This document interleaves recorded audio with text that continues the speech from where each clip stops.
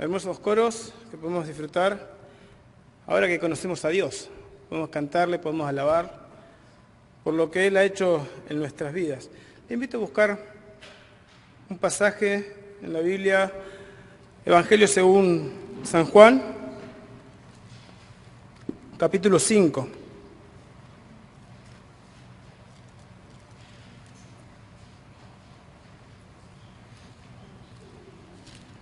Hoy vamos a hablar del paralítico de Betesda. San Juan capítulo 5, versículo 1 dice, vamos a leer hasta el versículo 9. Después de estas cosas había una fiesta de los judíos y subió Jesús a Jerusalén. Y había en Jerusalén, cerca de la puerta de las ovejas, un estanque llamado en hebreo Betesda, el cual tiene 5 pórticos.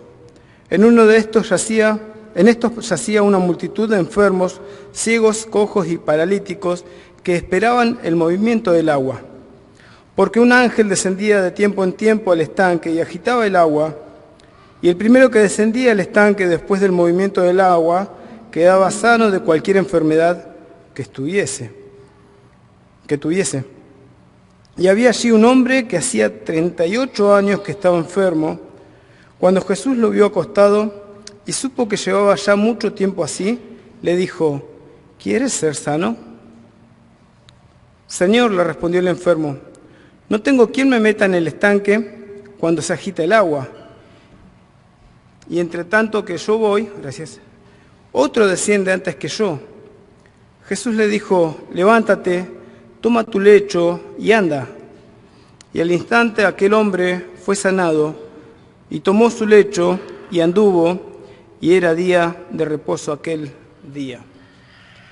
Esta historia particular que solamente la cuenta Juan, no la vamos a encontrar en los otros evangelios, nos dice que en el versículo 1, después de estas cosas, relacionándonos con lo que venía hablando Juan, porque él anteriormente cuenta de otro milagro de Jesús, de cuando el Señor cura al hijo de un oficial del rey, en la zona de Galilea, esto es al norte de Israel, y el Señor, dice el versículo 1, que después subió a Jerusalén, tuvo que dejar el norte y volver al sur para ir a la capital, a Jerusalén, por una fiesta. Y sabemos que los judíos iban a Jerusalén por 3 fiestas, que una es Pascua, la otra es Pentecostés y la otra es la fiesta de las enramadas.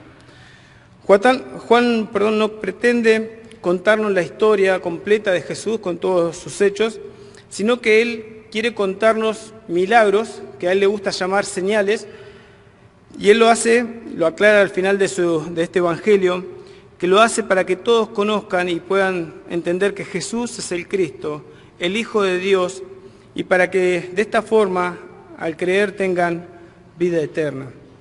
Esta es la tercera señal que él cuenta acerca de Jesús, esta visita a Jerusalén, esta curación de este paralítico.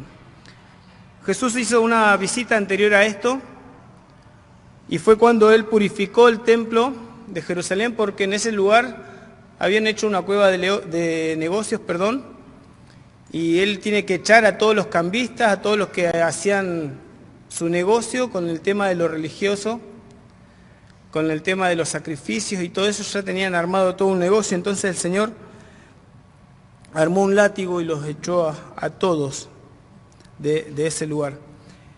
Y a partir de ese episodio es como que se centra mucho el odio y la hostilidad de los líderes religiosos hacia Jesús, y ya querían atraparlo para matarlo, y en esta ocasión se intensifica en esta segunda visita que él hace a Jerusalén. Dice Juan en el versículo 2 que había en Jerusalén, cerca de la puerta de las ovejas, un estanque llamado Betesda, que en hebreo significa casa de misericordia. Una pileta de la cual estaba alimentada por una vertiente, un manantial, y de esta agua también salía para el templo, para los rituales, para la purificación y todo lo que era necesario en el templo. Así que en esta oportunidad, dice, el Señor se acerca a este lugar. Una pileta que estaba al norte del templo cerca de la puerta de las ovejas. Juan la detalla bien. Y por mucho tiempo este relato estuvo en duda porque no se encontraba algo así como una pileta en ese sector. Hasta que un arqueólogo alemán pudo desenterrar un estanque rodeado por 4 pórticos y un quinto pórtico que partía la pileta en la mitad. Cerca de las puertas de las ovejas, como Juan lo detalla. Podríamos pensar que esto, bueno, es una pileta, hay agua, es un manantial, podría ser algo hermoso. Pero si hubiéramos estado en ese lugar, rápidamente hubiéramos cambiado de pensamiento, porque como aclara Juan, no era un lindo lugar por las personas que estaban en ese lugar. Se parecía mucho más a una sala de espera de hospital que a una pileta para ir a disfrutar. En ese lugar seguramente no había lindo olor, seguramente se escuchaban las quejas y el sufrimiento de todas las personas que estaban en ese lugar. En la mayoría de los manuscritos no está la última parte del versículo 3 ni el versículo 4, porque no aparecen los manuscritos más antiguos y se cree que esto fue una adición, algo que se le agregó para que nosotros pudiéramos entender el significado de por qué había tanta gente en ese lugar y enfermos y con problemas. Y es que había una creencia popular. Esto que nos aclara en estos versículos 3 y 4, era una creencia popular. La gente creía que en este lugar se podían sanar porque en esa agua de tanto en tanto bajaba un ángel, agitaba el agua y el primero que descendía era sanado. Era una creencia popular. Pero ahí vemos a este hombre que hace 38 años que estaba en esa situación esperando ser sanado. Esto me hacía ver, yo lo encontraba como una representación ideal de cómo Dios ve a este mundo. Un lugar único, hermoso, pero donde el ser humano no termina de disfrutar esto. No termina de disfrutar la vida, termina encontrando un sinsabor a la vida. ¿Para qué estamos? ¿Para qué vivimos esta vida? Siempre hay sufrimiento y hay dolor. Es algo común a la raza humana. Había algo que todas esas personas que estaban en aquel lugar tenían en común. Habían dificultades, tenían problemas, tenían necesidades. Habían ciegos, ellos podían ver, no podían ver, pero podían caminar, pero no tenían orientación. Estaba la gente paralítica que podía ver, podía encontrar dirección, pero no podía desplazarse con facilidad, siempre con algún impedimento en lo físico. En lo espiritual somos realmente de la misma forma. No podemos tener una sana salud espiritual por nuestros propios medios. Estamos paralíticos, estamos ciegos, dice la Escritura. Incluso dice que estamos muertos en nuestros delitos y pecados. Así que esta superstición en la cual ellos vivían, esperando en algún momento que bajara un ángel y los sane, no tenemos que pensar que era algo cierto, era algo que la gente pensaba. Y aparte, si lo pensamos bien, no tenía nada que ver con el carácter de Dios. Que bajara un ángel de tanto en tanto, está bien, venía a sanarlos, pero ¿por qué medio? Para que llegado el momento se agitaran las aguas y tenga que obligarlos a ellos a tener que luchar a ver quién llegaba primero a las aguas. Esa forma no es como Dios actúa. Este hombre hace 38 años que estaba viviendo en esa situación.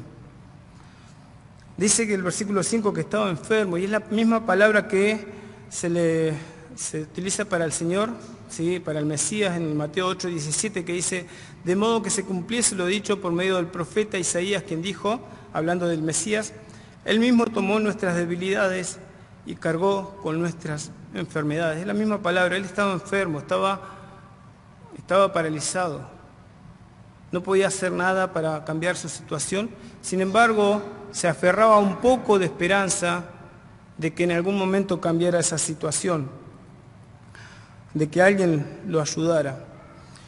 Este mundo está manchado por el pecado, así que la enfermedad, sí, tan común, el dolor, el sufrimiento, incluso la muerte, es tan común a nosotros. Pero ¿a quién le gusta pasar por eso? Parece que es algo ajeno, no es algo que tendría que pasar y sin embargo pasa. Todos sufrimos enfermedad, o quizás tenemos que enfrentar la muerte. Así que esta pileta representa mejor que nada a este mundo. Romanos 8:28 nos dice que a la iglesia nos dice que todo ayuda para bien, incluso las enfermedades, porque Dios puede sacar algo bueno de esto, de un momento tan malo como es el sufrimiento o la enfermedad. Muchos se acercaron a Dios en un momento de enfermedad. Muchos conocieron y aprendieron a confiar realmente a Dios en momentos de sufrimiento. Y lo mismo le pasó a este hombre. Gracias a ese sufrimiento, un día conoció la misericordia del Señor. No es que Dios manda toda enfermedad. Como dije antes, es propenso a nuestra raza caída, al pecado que tenemos, es que vienen las enfermedades, el sufrimiento y la muerte. Pero Dios incluso usa eso para llamarnos. En el versículo 6 nos dice que pasó Jesús por aquel lugar. Nos presenta a Jesús, aquel que estaba interesado en aquellas personas que estaban en ese lugar. Yo me imagino que muchos de la ciudad que conocían ese lugar lo evitaban, no querían pasar por el lugar. Quizás alguno ayudaba, quería acercarse para poder darle limosna, para llevarle alimentos, porque sabía que había necesitados, y en la ley judía ellos sabían que tenían que ayudar a los pobres, a los necesitados, entonces se acercaban, pero nadie permanecía en ese lugar. Jesús se presenta como aquel que estaba interesado en aquellos que no podían ver, en aquellos que no podían caminar y en aquellos que estaban en necesidad. Este hombre, ¿por qué lo eligió el Señor? No sabemos. Quizás era el caso más extremo que había en ese lugar, 38 años, lisiado, paralítico, tirado al costado de las piletas, esperando ese milagro. No lo sabemos, pero seguramente el Señor lo miró con compasión y quiso sanarlo. Se acerca a este hombre y le hace una pregunta que quizás nosotros no hubiéramos hecho. ¿Quieres ser sano? El Señor, al hacer esta pregunta que para nosotros sería absurda, el Señor estaba buscando iniciar la conversación y empezar el problema de raíz. Porque aunque no lo creamos, muchas personas les gusta estar en situaciones así. Porque viven de la caridad de otros, no quieren cambiar su situación, quieren vivir de la lástima y de la ayuda que otros puedan hacer y no cambiar su situación. Muchas veces nos pasa que cuando esperamos algo y no llega, las esperanzas se van, queda un vacío en el corazón. 38 años. Trataba de ponerme en la mente de este hombre, ¿qué esperará? ¿Qué hacía en ese lugar? Realmente no tenía otro lugar para ir. O era aferrarse a esa creencia popular, o estar tirado en otro lado. Algo de esperanza quizás había, pero ¿qué se espera después de 38 años en esa situación? Seguramente las fuerzas se agotaron, su mirada cansada ya no esperaba con mucha esperanza. Jesús se le acerca y tiene misericordia de él. Y el Señor muchas veces preguntó a personas incapacitadas, ¿qué quieres que yo haga? ¿Se acuerdan a quién le preguntó? Al ciego Bartimeo. lo llamaba Bartimeo: Jesús, hijo de David, ten misericordia de mí. Y el Señor le pregunta: ¿qué quieres que yo haga? ¿Quieres que te haga rico? ¿Qué quieres? Y el ciego dijo que recupere la vista.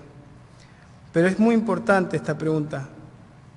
Debió sonar hiriente, pero tan necesaria fue esa pregunta. Y lo más raro es que la respuesta de este paralítico, porque él no respondió con un rotundo sí, quiero ser sano. Él empezó a explicar su situación. Señor, no tengo quien me ayude. No tengo a nadie.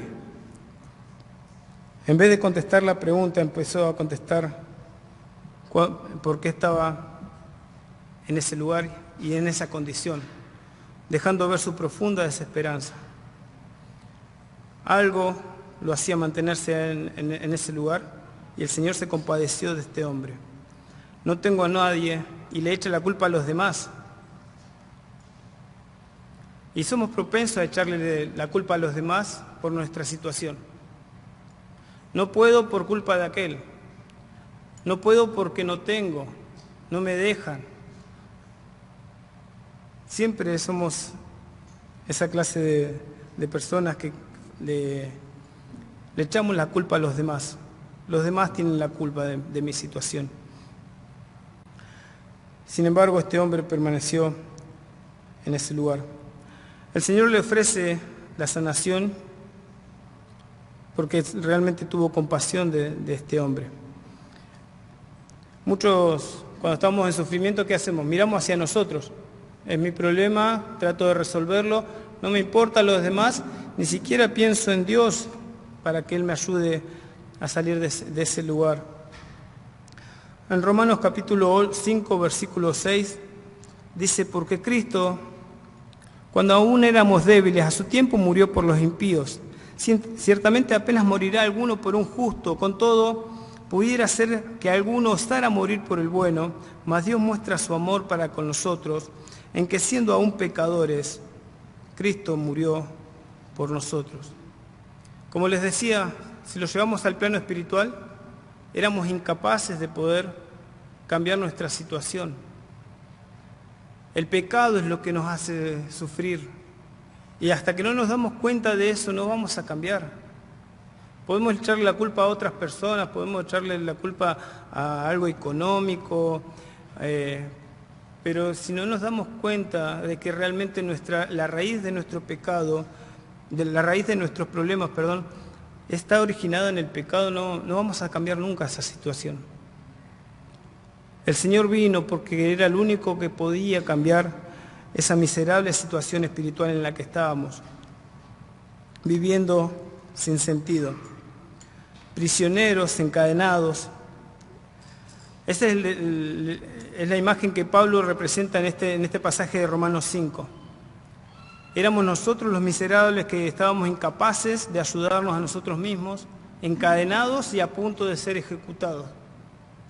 En esa situación nos dejó el pecado. Y cuando éramos débiles, Cristo murió por nosotros. Éramos enemigos de Dios, pero Dios mostró su amor. Es importante estudiar la cronología en este pasaje, porque no es que Cristo esperó que nosotros seamos buenos, que nosotros estemos interesados en Dios, sino que aún estando en esa condición de enemigos, Dios me vino a salvar. Cuando yo le daba más la espalda a Dios, Él me vino a salvar. Eso es gracia, eso es misericordia, es como Dios actúa. Muchas personas quieren cambiar o dejar cosas para acercarse a Dios. Quizás Dios tenga misericordia de ellos, no. La salvación es por fe únicamente y toda la salvación la hace Dios. No, nosotros simplemente es creer. En el versículo 8, después de este hombre dar sus respuestas, no tengo a nadie, no tengo quien me ayude, otro se mete antes que yo. El Señor le dice por fin: levántate, toma tu lecho y anda. Levanta, toma tu lecho y anda. 3 cosas que un paralítico no podía hacer. No podía levantarse, no podía llevar sus cosas, no podía andar. Y sin embargo este hombre tuvo que tener fe en las palabras de este extraño que se le acercó ese día para poder recibir ese milagro. Y fue así como él recibió la salvación completa. Fue inmediata y fue completa. Este pasaje me encantó porque me mostraba cuál era mi situación anterior. Yo me vi reflejado en este hombre paralítico que queriendo cambiar no podía hasta que se le presentó el Salvador. Así que este hombre recibió este milagro. Gozoso, se levantó, tomó su cama y salió. Y se encontró con los fariseos después, que en vez de mirar el milagro, claro, le reclamaron por qué estaba llevando su lecho si era día de reposo, donde ellos no tenían que llevar ninguna carga. En vez de ver el milagro, miraron las cosas que estaba haciendo mal. Y claro, este hombre para ellos era un desconocido. 38 años tirado en esa posición, en ese lugar, seguramente, y no lo conocían. Pero el Señor conocía su situación. En este mundo vivimos de esta forma. Yo encontraba esta relación. Así como esas personas en esa pileta vivían de esa superstición, esperando que un ángel descendiera, en este mundo también vivimos de supersticiones. Como decía Dani en la apertura, cada uno cree lo que le viene bien.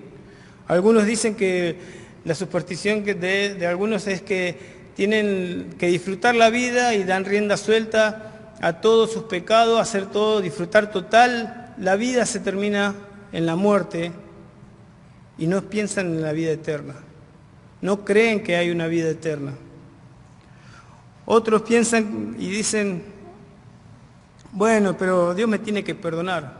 Está bien, hice cosas malas, pero al fin y al cabo también hice muchas cosas buenas. Qué buena superstición, pero no alcanzan. ¿Se imaginan presentarse delante de este Dios santo que cantamos? Inmensamente santo, que es perfecto en todas sus cualidades, y acercarnos, ¿puede Él recibirnos en esa situación? No. Por eso Dios tuvo que hacer algo. Por eso Dios envió a su Hijo. Dice Isaías 53, versículo 3,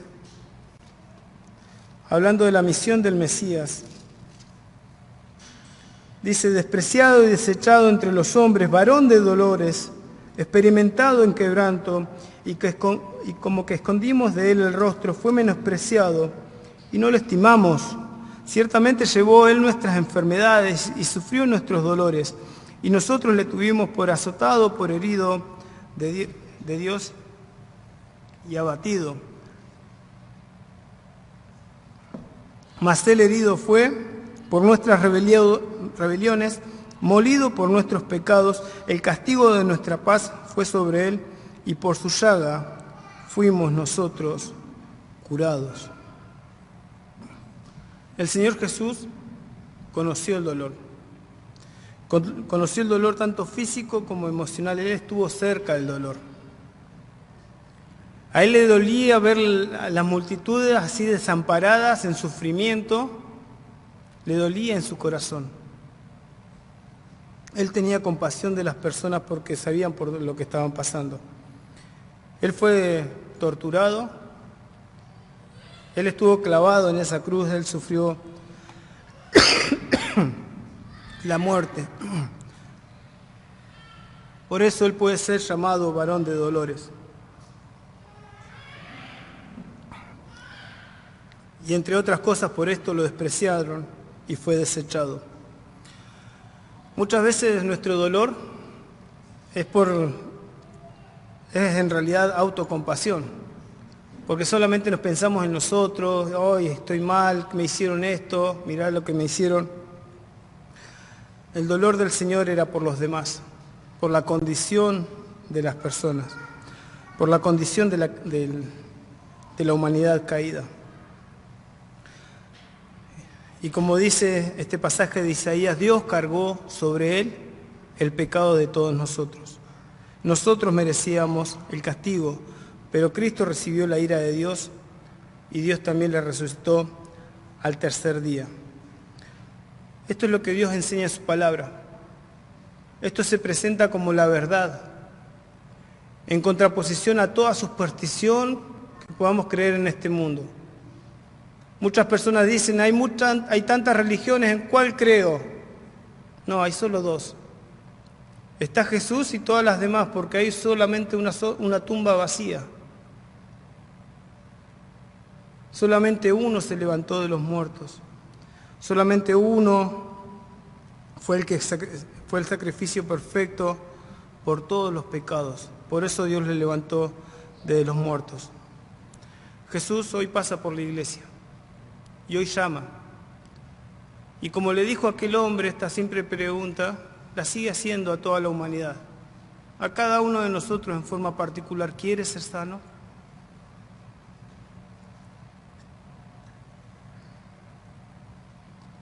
Dice Juan 3:16, porque de tal manera amó Dios al mundo que ha dado a su Hijo unigénito, para que todo aquel que en Él cree no se pierda, mas tenga vida eterna. Porque no envió Dios a su Hijo al mundo para condenar al mundo, sino para que el mundo sea salvo por Él. El que en Él cree no es condenado, pero el que no cree ya ha sido condenado, porque no ha creído en el nombre del unigénito Hijo de Dios. Solo necesitas creer. Romanos 10:9 dice que si confesás con tu boca que Jesús es el Señor y crees en tu corazón que Dios le levantó de los muertos, serás salvo. Dios no nos pide una obra espectacular para ver si nos aprueba o no. Él quiere que creamos. Y como escuchábamos ayer en el mensaje de Mati, quiere que le entreguemos nuestro corazón, el centro de nuestras emociones, de nuestros pensamientos. Señor, acá está mi vida. Es tuya. Solo necesitas creer. En esta noche el Señor sigue preguntando, ¿quieres ser sano? ¿Quieres ser salvo? ¿Querés recibir la salvación? Solamente Él puede darte esa sanidad espiritual que tanto necesitamos. Necesitamos esa paz con Dios para poder encontrarle sentido a esta vida, si no va a ser un sinsabor continuamente, para finalmente encontrar la condenación eterna al final de los tiempos. Eso no es lo que quiere Dios, no es lo que espera la iglesia, sino que puedas recibir a Cristo como tu Salvador. Espero que en esta noche aquellos que no tienen a Cristo como su Salvador puedan escuchar la voz del Señor diciéndole, ¿quieres ser salvo? Pero también qué bueno que la iglesia sea un lugar donde pueda recibir personas que están enfermos espirituales, manchados de pecado, y que realmente puedan sentir la confianza de poder recibirlos y contarles también del Evangelio, tan importantes para todas las personas, no importa la edad. No sabemos cuántos años tenía este hombre, pero 38 años en esa situación, y hay mucha gente sufriendo en ese lugar. Como decía Dani, no sabemos cuánto tiempo tenemos, pero tenemos que seguir predicando este hermoso Evangelio, que Dios salva y que Dios espera que se arrepientan y crean en Cristo. Que el Señor los bendiga.